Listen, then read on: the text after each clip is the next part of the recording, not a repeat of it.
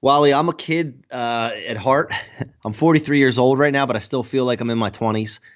But, a fire was lit in me at a young age. When I was 11 years old, I come from a broken family. I don't remember my parents being together.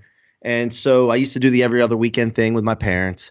And at one point, I decided to move in with my dad, which broke my mom's heart, and his new wife. And I lived there for 3 years from age eight to 11 and dealt with some of the most abusive psychological and mental situations that no kid should ever have to go through. When I was 11, I decided that I had enough. I had to get out of there. And my dad, who was my hero, had a masonry company, and he did well for himself and always had a wad of $100 bills in his pocket. And so when he found out through court papers that I wanted to move back with my mom and leave, I came home from school one day and he said, "Hey, get in your room." And, I was scared to death at that moment. Welcome to Men of Abundance, the podcast for those looking to level up their lives by hanging out with some of the greatest leaders and established professionals in our community, living a life of integrity, honor, and the abundance mentality. Prepare to pay it forward with your host, former Army medic turned lifestyle entrepreneur, Wally Carmichael.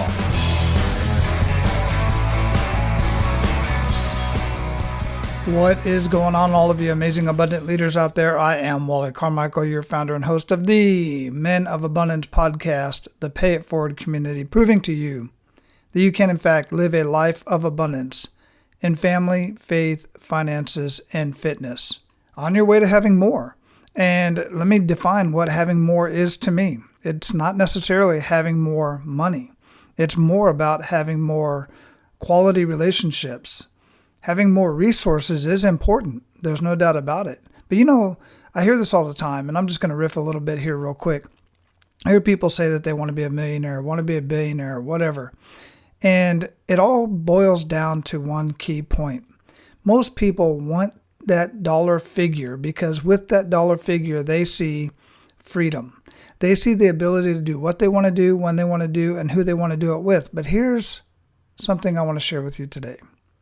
You absolutely do not need to be earning $1 million, even have $1 million to live that lifestyle. I'm living proof.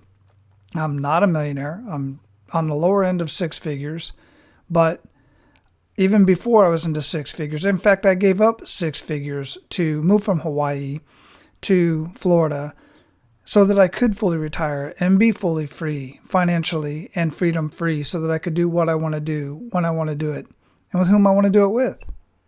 Now, I admittedly am not flying gold-plated planes across the world and staying in the finest hotels, but I assure you, I'm living a very blessed life, and I'm living life on my own terms. And that, quite frankly, is what most people want. In fact, if you look at the people who are earning multi-million dollars, many of them, quite frankly, do not have the lifestyle that you want. There's a perception of the lifestyle. They have that perception, but they are working their butts off. And they work their butts off to get to where they're at. They put in the work to get to where they're at. I put in the work to get to where I'm at. Many people, quite frankly, are not willing to put in the work to live, to enjoy that lifestyle, to deserve this lifestyle. They're just simply not. I know this because I mentor and coach people all the time.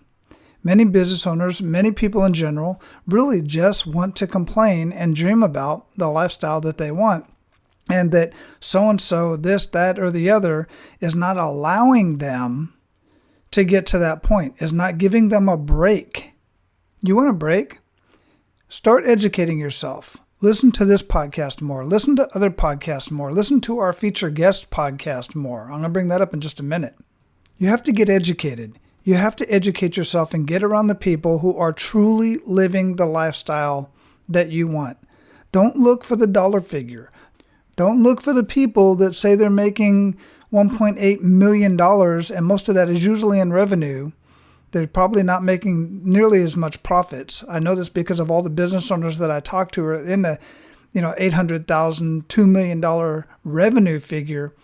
Their profit margins are very low. They're not bringing home that much money. So when people, I say this all the time, revenue feeds your ego, profits feed your family. but get around real people and that aren't constantly boasting about how much money they have, but really look at their lifestyle, not their Instagram lifestyle, not their Facebook lifestyle, not their TikTok lifestyle, whatever that is that they're portraying online.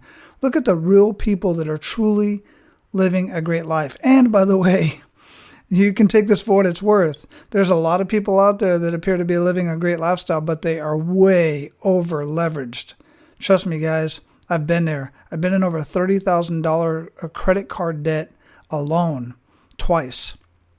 I did it twice, and we got out of it the old-fashioned way. We paid it off. It took a long time. It destroyed our credit, but now we have great credit, and we have cars paid for, and we have the time and the money to do the things that we want to do. But hang around real people and learn what they're doing. Learn what they're doing. Then do what they do if it suits you.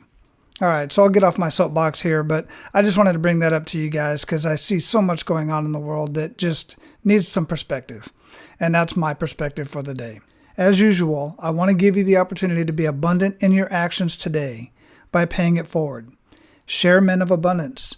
Subscribe to the Men of Abundance podcast. Go check out the Men of Abundance YouTube channel. Go check out Men of Abundance on Facebook, Instagram. There's even a Men of Abundance TikTok channel. So you have no excuse. Wherever you hang out, Men of Abundance is there for you. So check it out, subscribe, like, comment, and share. All of the above. One more thing. Go over to iTunes and make sure you're subscribed there, but leave a rating and review. I greatly appreciate it. Also, leave a rating and review specifically if you're on YouTube. Make some comments. That helps out the search engines. It pushes it up. Not just likes. Likes are good. But when you like and you make an actual comment and share what your thoughts are and what you're getting out of that conversation, then it just helps out so many other people because they're going to come there, they're going to see that, and it pushes it up in the search engines so that others can find these amazing conversations. I greatly appreciate it, and those that find Men of Abundance will greatly appreciate it too, and they probably don't even know who you are. So our featured guest today is a motivator, podcast host, dynamic public speaker, and a fierce friend and coach. At his core, he is a grinder. Just a guy who had a fire lit in his belly at a very early age. That fire has led him to inspire others to see the greatness inside of themselves using past life events to fuel their fire. Mike is a manager at Nations Lending, a residential mortgage company. He and his three best friends have built one of the most profitable divisions within Nations Lending from the ground up. His passion is truly helping others. Whether it's with his employees, partners, real estate agents, or anyone else looking to better themselves in business, personal life, or the mental game, he is always up for the challenge. He has spoken in front of thousands of real estate agents, showing them how to grow their business. He dives deep into his past during these talks to show how you can feed off good and bad experiences. And he has a book and podcast under the same title, What Are You Made Of? Excellent podcast. I highly recommend it. He lives in Ocean City, Maryland with his wife, Jennifer, and their two children, Nicholas and Sophia. Men of Abundance, it is my pleasure to introduce you to Mike C-Roc Ciorrocco. C-Roc, welcome to Men of Abundance, brother. How you doing? Good, Wally. Great to be here, man. I'm fired up. Looking forward to this all weekend. Absolutely, man. Where are you at in the world? I live in Ocean City, Maryland. Ocean City, Maryland. I have not been to that part of the world yet. Yeah, it's nice. I grew up as a kid coming to the beach, and we live right on the ocean, and I always wanted to live here. And so I committed to it and made it happen at some point. So about 5 years ago, we built a house here, and wanted to raise my kids here, and it's became a dream come true. Isn't that beautiful? That's what it's all about, C-Roc. Right there is living your life on purpose and where you want to live. How many people do you talk to on a regular basis? It's like, I'm down here and, wherever, and it's snowing or it's hot or this, that, and the other. And I'm like, they're complaining about it every year. Then why the hell don't you do something about that? Do something. Yeah, do something about it. Look, successful people don't complain. Hello. And that's what always runs through my head. So if I'm human, sometimes I'll start complaining about something and I'm like, whoa, stop. Yeah. you know. Absolutely. 100%, man. Hey, before we get too much into our conversation here, I do like to start out with an attitude of gratitude. But today, it's been a little while since I've done this for these amazing people that I happen to know, Karen and Tom Schwab, over there at Interview Valet, man. I got to give them a little bit of love this morning or this afternoon for me. What's been your experience in working with them? Because I just can't say enough about them. No, Interview Valet has been fantastic to work with. It's the first service that I ever used, and I was referred to them by a friend of mine, Pete Vargas. I don't know if you know Pete. Mm-hmm. They was very organized. My assistant and I were amazed and been phenomenal. So. Yeah, if there's one thing they have down for sure, it's organization. And they have an amazing team over there, every single one of them. So I've gone through pretty much the whole iteration of them kind of really getting started, and I've been doing this for about 4 years, and they've been feeding me just amazing people to talk to for most of that. So it's been a great time. So thanks for that. I'll make sure I give them a shout out. Yeah. So, brother, I'd like to, again, really start out with an attitude of gratitude, man. What do you have to be grateful for today? You already mentioned some of it. Well, yeah, first and foremost, my health, obviously, because you can't do anything without your health. But, Wally, I've had a great run over the last year or so with my team in the mortgage company that I run, Nations Lending. I get to work every day with my best friends I grew up with and my little brother. And they've bought into a culture that I've laid down the groundwork for. And we are thriving right now, and I'm seeing lives change. And I'm just so thankful that my team bought into what I was putting down, and we're seeing the results now. And that's, obviously I'm thankful for my family and my relationship with God, which is an everyday thing. But particularly today, I want to talk about that, my team, and how they bought in and the results that they're seeing, and the lives are changing. Yeah, that's great to pay it back to your team because, quite frankly, a lot of us, we just can't do what we do alone. You got to give that recognition, that due recognition. So you do some things quite different. You speak quite a bit to agents and to the real estate community. We're going to get into some of that here in just a minute because we spoke about some of that before we got on here in your bio. But here on Men of Abundance, we really like to get to know the man behind the abundance. So if you would, how would you describe yourself? Wally, I'm a kid at heart. I'm 43 years old right now, but I still feel like I'm in my 20s. But, a fire was lit in me at a young age. When I was 11 years old, I come from a broken family. I don't remember my parents being together. And so I used to do the every other weekend thing with my parents. And at one point, I decided to move in with my dad, which broke my mom's heart, and his new wife. And I lived there for 3 years from age 8 to 11 and dealt with some of the most abusive psychological and mental situations that no kid should ever have to go through. When I was 11, I decided that I had enough. I had to get out of there. And my dad, who was my hero, had a masonry company, and he did well for himself and always had a wad of $100 bills in his pocket. And so when he found out through court papers that I wanted to move back with my mom and leave, I came home from school one day and he said, "Hey, get in your room." And, I was scared to death at that moment. And as an 11-year-old kid, I'm shaking and thinking about what's going to happen next, thinking that something I did or something was my fault. And he comes in and says, "Hey, you want to live with your mom? Are you sure you want to do that? Because they don't really have it that well off. They don't have the trips that we go on and the going out to eat and all the stuff that we have here." And I sat there and I remember my mom telling me, "Hey, you need to stick to your guns. They're going to try to sell you out of moving back with me. If you want to be happy, you got to pick what you want to do to be happy." And I stuck to my guns and I said, "Yeah, I do want to move."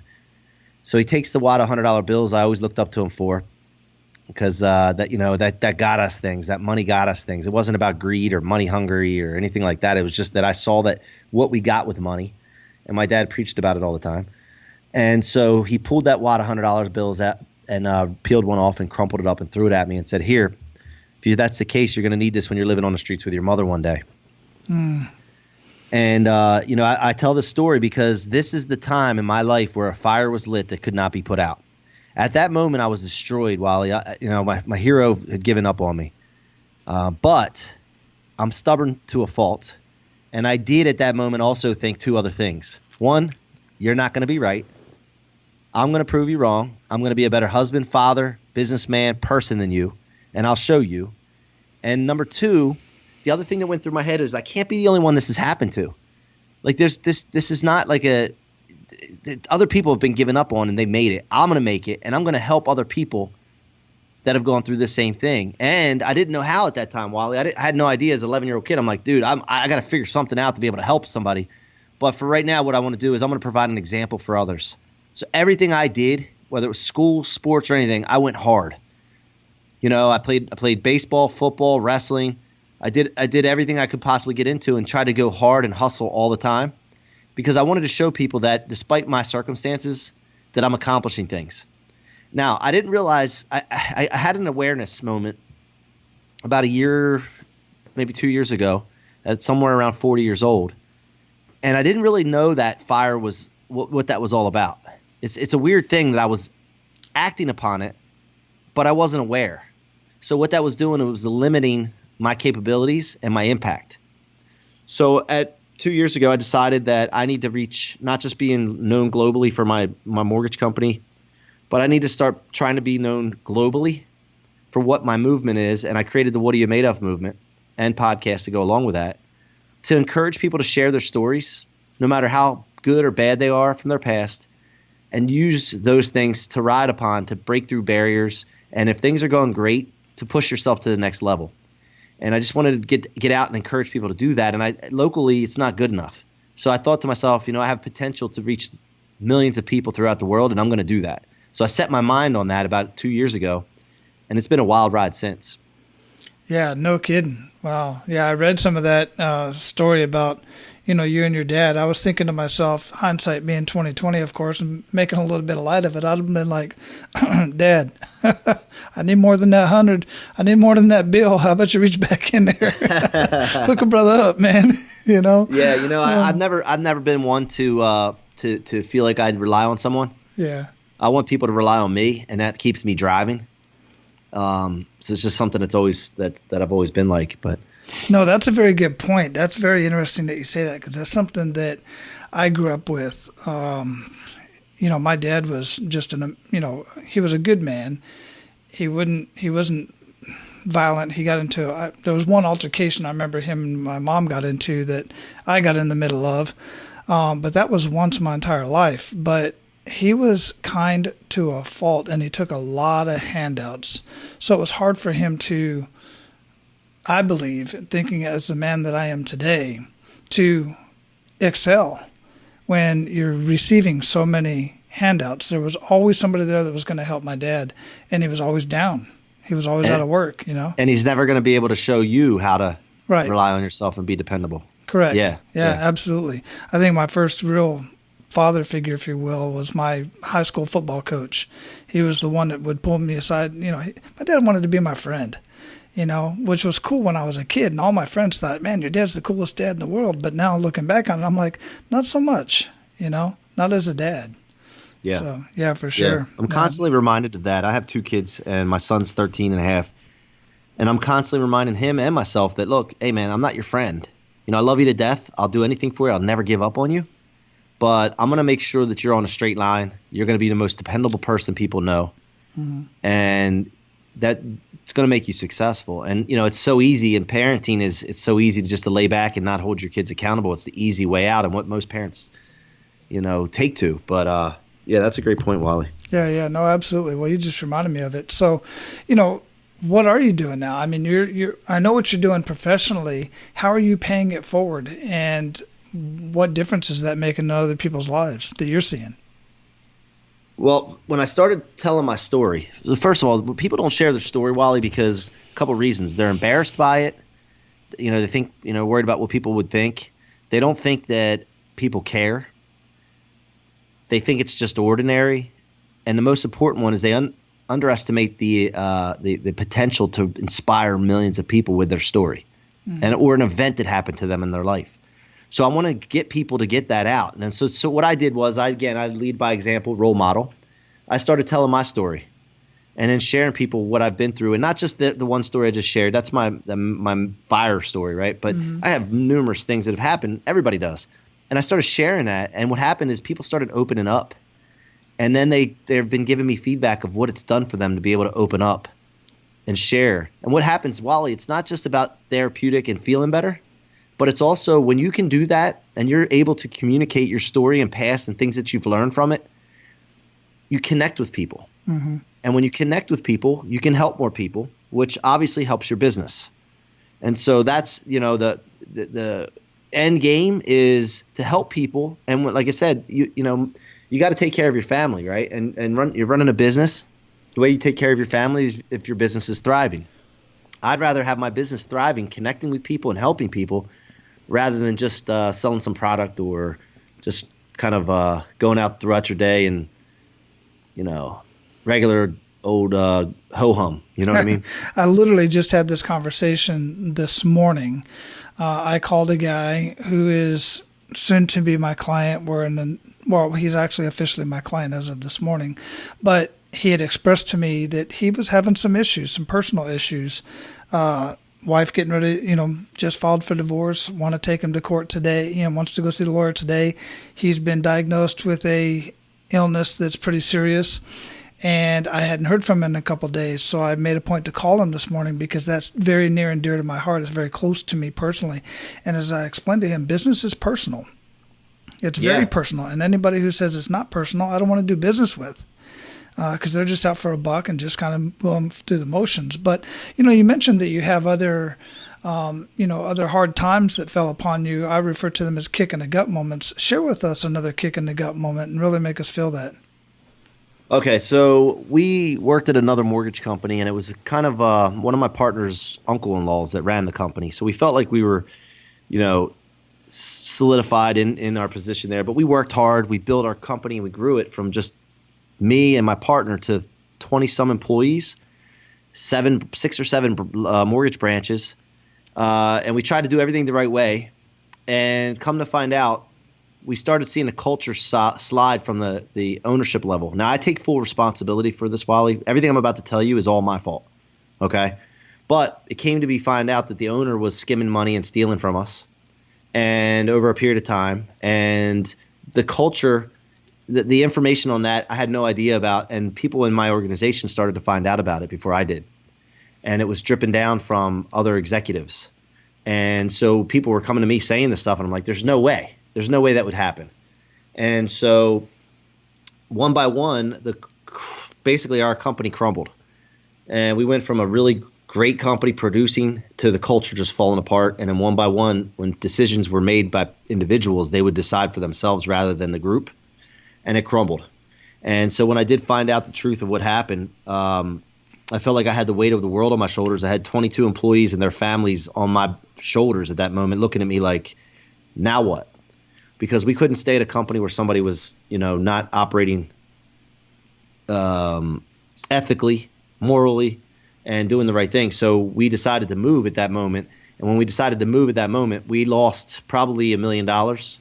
And then I had to also look forward for our company and our group to figure out what we were going to do and where we were going to rebound to. And so that moment, there was a moment in my kitchen with my wife when all that happened. Probably a few weeks where I was like losing weight. I was stressed out after it all. And then I just finally had broken down in my kitchen and didn't know, I'm sure people have a lot worse than me. Don't get me wrong. And I'm not saying it's the worst thing that could ever happen to you. But at that moment, it felt like the world was just falling apart. And so we had to figure out from our income just stopping all of a sudden what we were going to do. And we started vetting other mortgage companies, and we found Nations Lending. And Nations Lending has a great culture. They're great people. And we brought our team there. And the best thing about it, besides that gut check and what that felt like, is that every single member of our team stuck with us through it all. And what we did in return was we made sure every single person was paid the money that they were owed that was on our team. And my leadership team took minimum wage for 6 months to get the business back up and running and make sure everybody was paid. And it was a teamwork effort, but that gut moment, man, I mean, I will never, ever, ever, and I say it's my fault, by the way, Wally, because one, I didn't focus on culture the whole time and stay on top of it. And I should have been better with being more detail oriented, checking the books, staying on top of things, questioning things, and making sure the culture, most importantly, the culture stayed where it should have been. Because when the culture is right in a company or a family or what have you, when there's decisions to be made, people decide to choose the team rather than themselves first. They make the right decisions instead of the wrong decisions. And, that moment there created an opportunity for me for me in my mind, I hit rock bottom, not health wise, don't get me wrong, but business wise. And it basically set a turning point or a marked point in my history where I thought to myself, I'll never go back there again. I'm going to do whatever I got to do to get out of that and never be in that position again. And that vulnerability feeling, never again. So what we've done now is the next company we went to, we established a culture and we told people, listen, this is the culture we're going to go with. Not everybody's going to stay with us. Some people we're going to leave behind and they're going to have to go somewhere else, and that's okay. But we're going to establish something that's going to be solid and as a team. And by the way, guys, I said this to my team. I will do this with or without you. This is going to be something that I'm going to do by myself if I have to, and I'll add people as I go, or we're going to do it with the people that buy in. And then that's a thing called rooftop leadership that I learned from a guy named Scott Mann, who was a Green Beret in Afghanistan fighting the Taliban. So I get into that in one of my podcasts, the What He Made Up podcast. But that was an aha moment, and that really stuck with me. And now I look back on it as a training session. Like, I trained on that. Now for my future, there's nothing that can stop me because I feel like I've been through that part of it and I learned from it. And the next time, this rebound, this comeback story is going to be fantastic. I keep telling my team, the comeback is going to be fantastic. We're going to bury that other company. Not bad or anything like that, but I'm talking about volume-wise. We're going to outproduce that whole company, and we're going to show them. So that was just another trigger point in my life that lit a fire. There's so much to unfold there, man. I mean, I'm not even going to try to get into all of it, but the bottom line is that says so much about you and your character. But there are so many learning points that, one, we don't know it all. And we go into certain, scenarios and instances in business and life not knowing it all, but you went in anyway and you recognized your faults. You recognized the problems and you self-corrected. And your team came with you. That says so much about you as a man, as a leader, and as a person. And just freaking absolutely amazing, man. I love it. On a global scale, though, when you think about what I really liked about what you said was how you came through and made sure that your employees were being taken care of. This is one of the many reasons why I decided to start this abundance journey and have these conversations on Men of Abundance was around business, around this whole idea that, what you see of businessmen in the movies is Ebenezer Scrooge or, Wall Street and all this kind of junk that, people believe that business owners are just ruthless and only care for themselves. And it is so far from the truth. You just don't hear those stories because they don't sell. Only place you hear those stories are right here on Men of Abundance and other shows like this, because I lift you guys up, man. That's what happened, by the way. That's what happened with that ownership. That's exactly what that was the Scrooge type of situation. Mm-hmm. And decisions were made that basically took money from people that shouldn't have been taken from. And, I play a lot of golf and we have some fun money games and gamble here or there. And if somebody kicks their ball out of the rough or cheats one time, I don't play golf for money with them anymore. Mm-hmm. And so golfing's a great, that's what I've heard so many times. So many people say, look, I don't golf. I just like to take the guys that I'm planning on doing business out to the course because that's going to show me some character, or take them to the restaurant and see how they treat the wait staff. Stuff like that. I've heard a lot of interviews go like that. But, it's interesting you say that that's what happened with the other business. And unfortunately, the movie will be made about the other business owner because it's more dramatic and it's more movie worthy, and people will resonate with that and they will think that's what business is all about. And it's so far from the truth. For every one that's like that, there's 100 that are like you. Yeah, and we're in the people building business. Like, there are people, like, if I want to grow my company and I want to scale my company, I can't do that by myself. Like, I can do good things, Wally, but I cannot do extraordinary things by myself. So what happens is when you start adding people, you don't double your output with going from 1 to 2 people. It's an exponential growth. It's a crazy phenomenon. Mm-hmm. One person produces X, 2 people produce probably 4 to 5x instead of 2x. Mm-hmm. And so I know that. And I also know my people's financial problems and family problems and mental problems are my problems. And so we focus on, I always say this too, the mortgage business is our vehicle and how we pay our bills and our family and all that, what we use, but we're really in the people building business. Yeah. I focus every day when I wake up in the morning of how can I build people? How can I help people be better? Now, I can't help people that don't want help, but the people that are thriving and are craving and want help and they want to be better, but they just don't know how to get there or they need some assistance.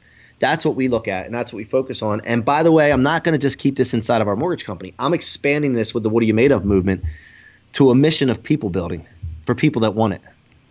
So the What Are You Made Of movement is really how you're paying it forward in your community and globally at this point. Let's talk a little bit more about that. Where's that going? Where do you see that going? And how is that helping as far as you're concerned? So I have a book that's going to be out, international release this summer. And it's called What Are You Made Of with Mike C-Roc. And basically, I'm going to tell my story, my 40 years, and I'm going to go through events that I went through and lessons that I learned. And I'm going to show people how to do that for themselves. So, by the way, I have a free blueprint of that. Basically, anybody can download it for free.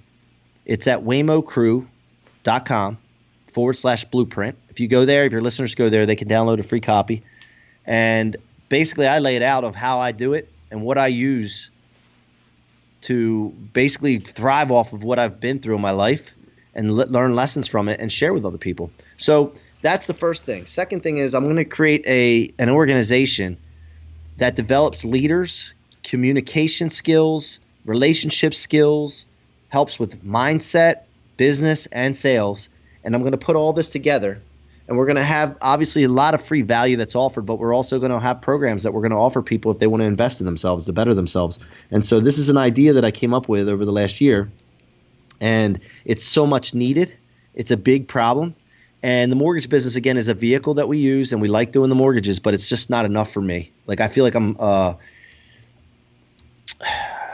basically I have so much more inside of me to offer the world, and I just can't cage it up anymore, because when you cage something like that up, and for your listeners, if you're ever feeling anxious or depressed or you're just not feeling right or you're in a rut, you should sit down, take some time to sit down and write down what you think you're capable of or what you want to accomplish in a perfect world.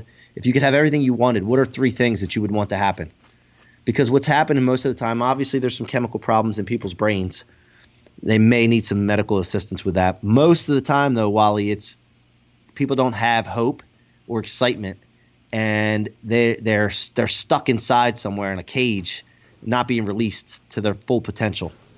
Yeah, absolutely. I have these conversations on a regular. I mean, you've got folks that's been abused by their parents or, whoever brought them up or, siblings and you name it. And they've never been told, you have what it takes.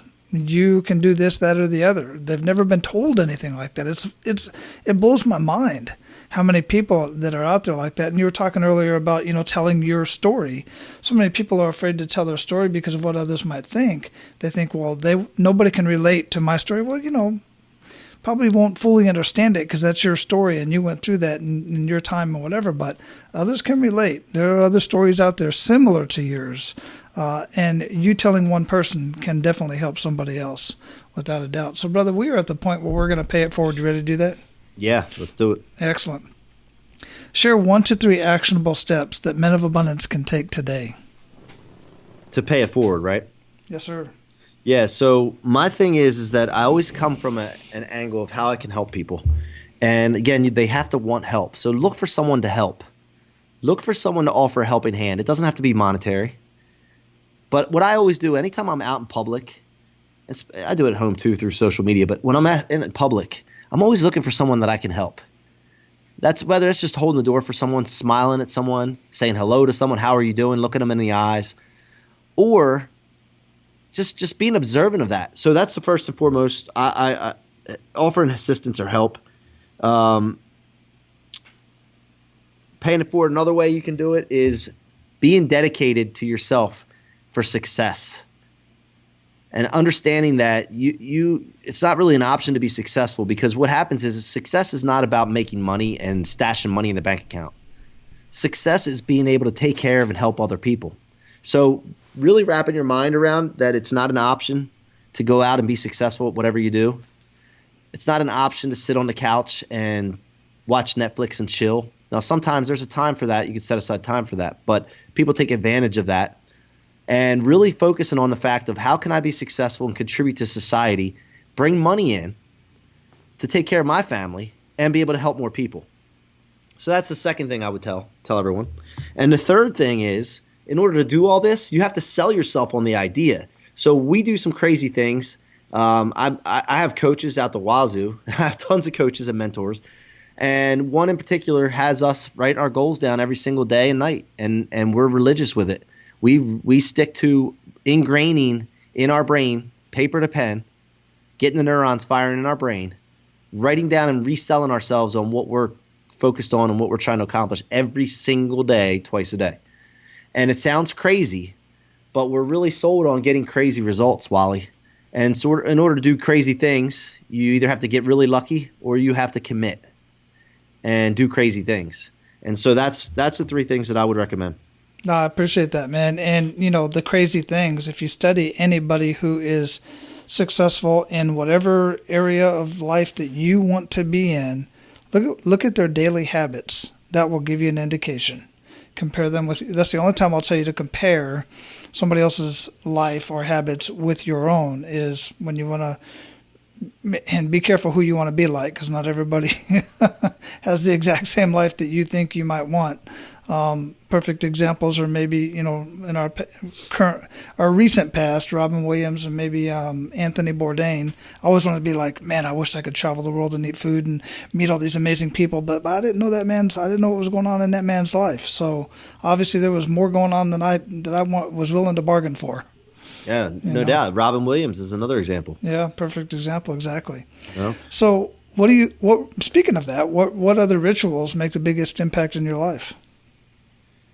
Well, writing my goals down every day is far and beyond the most important thing. And then I believe, obviously, we did a gratitude exercise here. And my team always opens up every meeting with a gratitude exercise where we'll name one member of our team and we'll say one thing that they did the week before that was, above and beyond or something that we appreciate. So gratitude's important as well. But the other thing I really, it's a really important thing to me is reading. Now, after my dad gave up on me, I was lucky and fortunate enough to have a stepdad that took me in as his son. He was hard as I don't know what on me. And I didn't always see eye to eye with him, but I'm so thankful that he was in my life. And one thing he always told me is that you have to read. Did you read today? You got to read. And then I would say when I was younger, I don't know the words in this book and I don't understand them. Then he said, okay, well, how do you fix that problem? I'd say I just don't read. But he would say, get the dictionary out. Look up words. So reading has been such a powerful thing to my life. And a lot of people don't read because they get overwhelmed by the pages of books. And what I would say to that is I have a ritual that I read 10 pages in the morning and 10 pages at night. And if you want to start with 5 pages in the morning and 5 pages at night, that's fine. But I can tell you that if you do 10 and 10, that's 20 pages a day times 30, that's 360 pages. No, 600 pages. I'm sorry, 600 pages. And when you have 600 pages, you're getting in 2 to 3 books a month. And it's that easy. And I like doing 10 pages at a time because I can absorb the content better and I'm not just breezing through. By the way, I'm also not talking about fiction books. I'm talking about nonfiction books, the things that can help you. Mm-hmm. And I think you mentioned one question before about, what should people be listening to? What should people be reading? And it goes to that first question you asked me earlier too. I have mentors and I have coaches. And people say, well, how do you pick a mentor? My thing is very simple on mentors. Who has what you want and who's doing what you want? And then go find them and learn from them. Mm-hmm. You don't have to meet them. You don't have to talk to them. Find their books. Find their content. Videos on YouTube. Find that. If they don't have that, find them and introduce yourself to them. Let them know you want to learn from them. Because that's the fastest way to get to where you want to be. And sometimes it costs money, Wally. And that's okay. And it's going to cost time. That's okay. You have to invest in those things because if you don't do that and you don't find a mentor or coach, what happens is after the fact is you're going to test things yourself. You're going to experiment with things yourself. You're going to trial and error things yourself. And that costs a lot more money and time than finding a mentor or a book to read. So absolutely, man. Those are my feelings on that. No, I totally agree, man. Mistakes have to be made, but they don't have to be your mistakes. You can learn from somebody else's mistakes, man. And the more that you have that person in your in your ears through YouTube, podcasts, audiobooks, you name it, you start thinking like them. You start using their lingo. You start saying the things to yourself that they say to themselves, because you're talking to yourself anyway. So you might as well be saying something to yourself that's positive, that's getting you towards where you want to be. And speaking of, you're talking about reading and listening. What specifically are you reading or listening to today? Well, the 10X Rule by Grant Cardone is one of my favorite books. I read that all the time. I don't just read it once. I read it over and over again. And another one that's a really dense book, and I mean dense, is just, there's so much content to think about in it that I have to read it slowly. It's called Beyond Positive Thinking by Dr. Robert Anthony. That book right there has changed my life. It's all about the brain, how the brain works, and how to operate, and how to change things for however you want it to be. And literally, I think it's I don't know how many pages. It's like 150 pages. It's not a big book, but it's so heavy and deep, but it's awesome. It's easy to read, but it's just so much content that you have to really sit back, take 5 pages at a time, and absorb it. And those are the two really that are my favorites right now. Yeah, no, I have 10X Rule on audio and on hard copy, and that's what I do. I'll get it on audio, and then most books, there's like, oh, this is stuff I just have to keep as a reference, so I can just jot in it, throw some, sticky notes in it, and write in it, and all kinds of stuff. So I'll do that. I'll get the audio. Then if it's great enough, and I want it, like anything Grant Cardone, pretty much, and Tony Robbins, and Peter Diamandis, all that kind of stuff, I'm always getting their hard copy book so I can make notes in there and reference it constantly. Yeah, and as far as listening goes, there's obviously those fellas that you can listen to podcasts of. I started a podcast in November, and my podcast called What Are You Made Of? I've been focused on, I told my story 5 episodes, monologue style. Then I'm bringing guests on now, Wally, that I think can provide content that can change people's lives. Mm-hmm. And so obviously, I would recommend listening to the What Are You Made Of podcast, but also Wally Carmichael's podcast, Men of Abundance. Yes, absolutely. Plug, stomp, foot stomp. Yeah, 100% for sure. And I have not had the pleasure of listening to your show yet, but it will definitely be one I put on to my podcast player right after this, because it's right up my alley, and I dig it, man.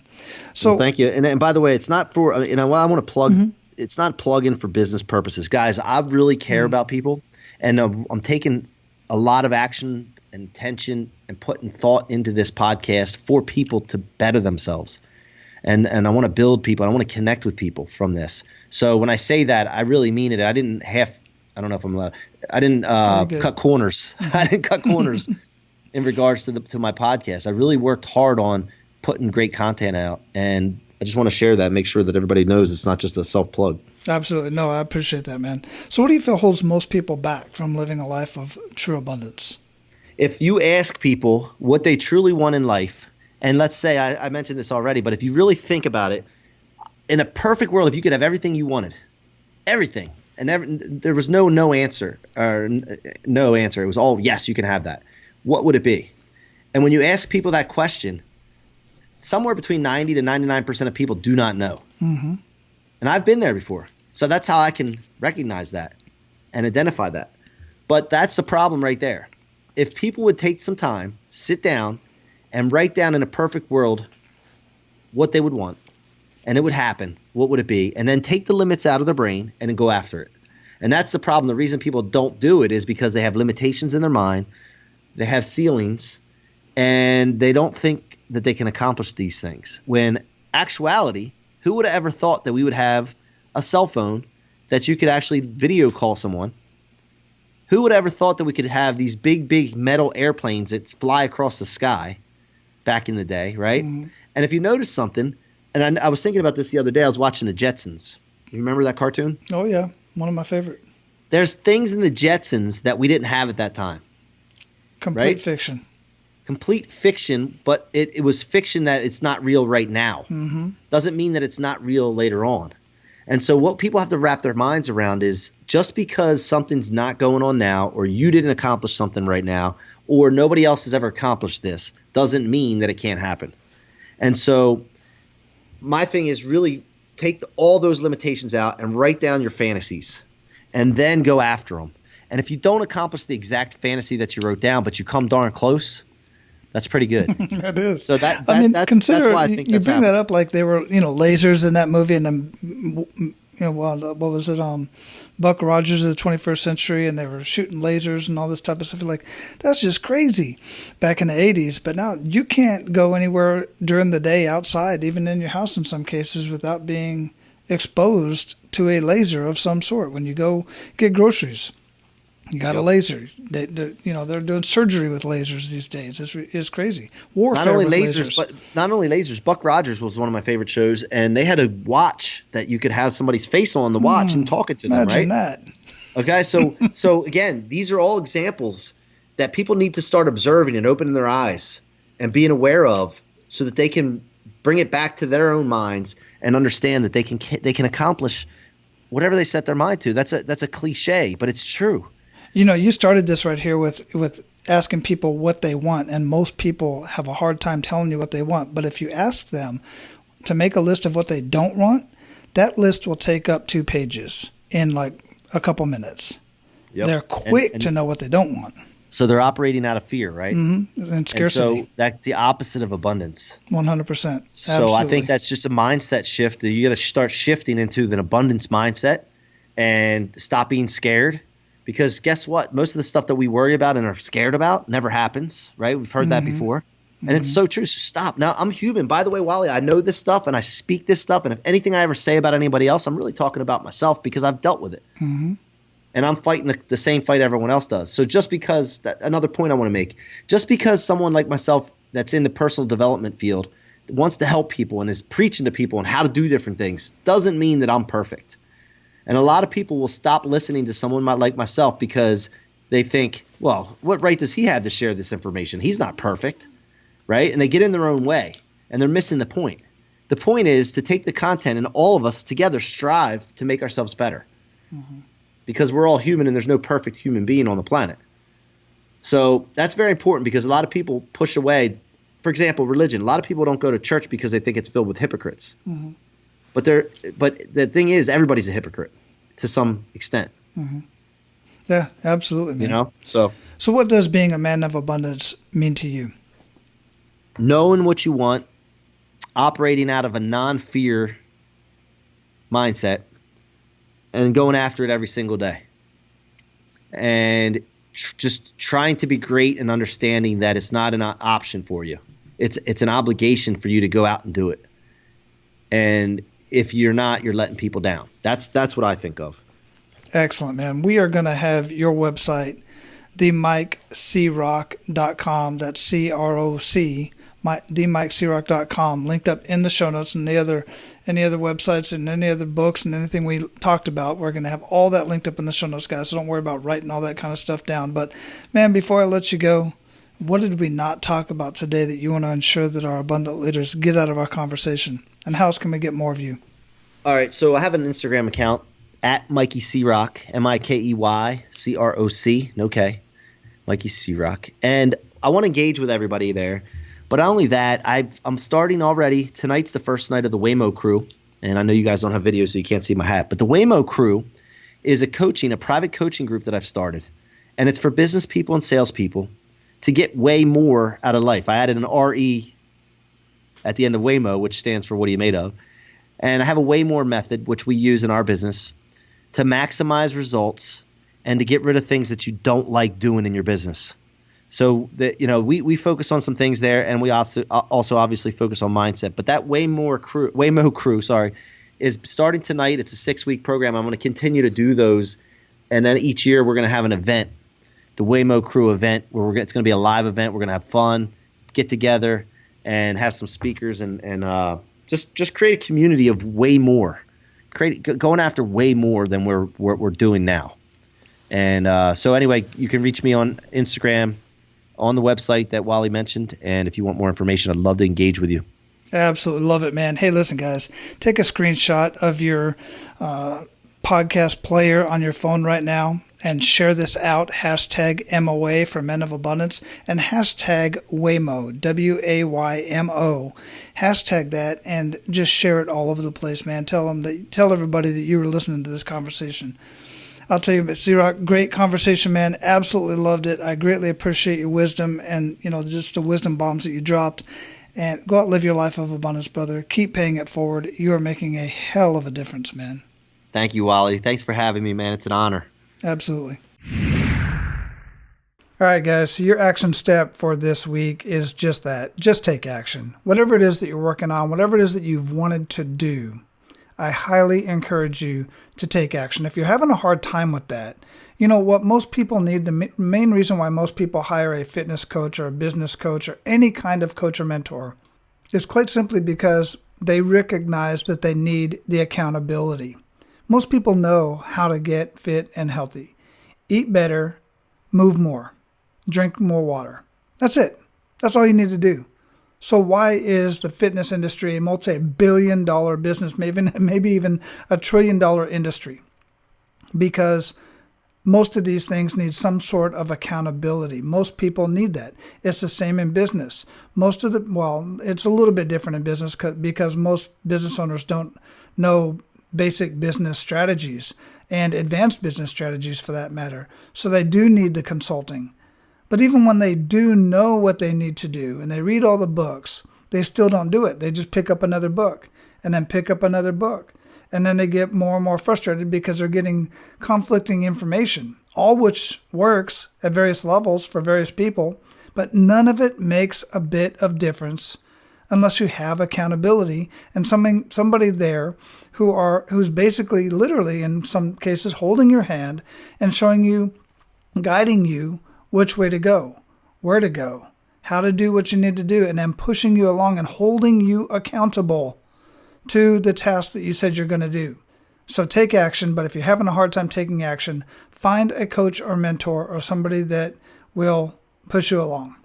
Because whatever it is that you do or whatever it is that you want to do, the world needs it. And you know it. So get it out there. Now, go out, live your life of abundance, and make sure to pay it forward.